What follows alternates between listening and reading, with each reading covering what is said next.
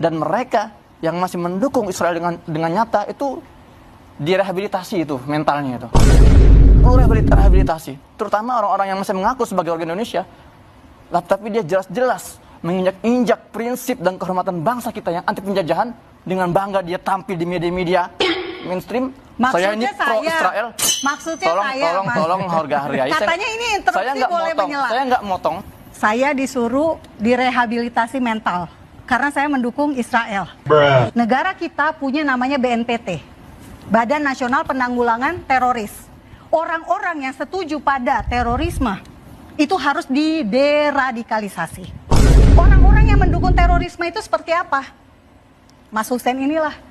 Maaf saya katakan demikian, karena Hamas dikategorikan sebagai kelompok teror. Oleh siapa? Indonesia?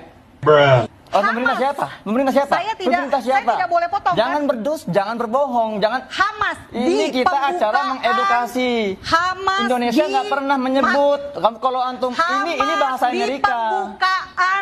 Pembukaan. Lah teroris ini keluar dari Amerika. Hamas Amerika. Menetapkan. Amerika, bukan. Maaf, tadi saya nggak potong loh. Ya enggak, jangan membodohi masyarakat.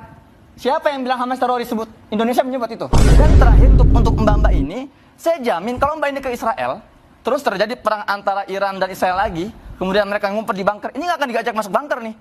Karena ada boleh dibantah nggak ya? orang ini. Di Israel itu yang hanya boleh masuk bunker hanya orang Yahudi dan orang-orang dalam. Orang sebenarnya akan ditaruh luar, biar aja jadi tumbal. Kalau ada satu dua orang yang nggak benar, saya yang mohon maaf.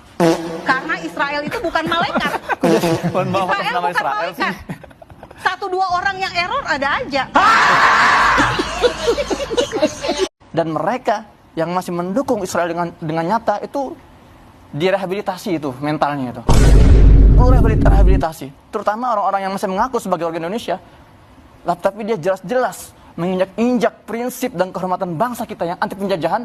Dengan bangga dia tampil di media-media mainstream. Saya ini pro Israel. Maksudnya tolong hargai. Katanya ini interupsi boleh menyela. Saya nggak motong. Saya disuruh direhabilitasi mental karena saya mendukung Israel.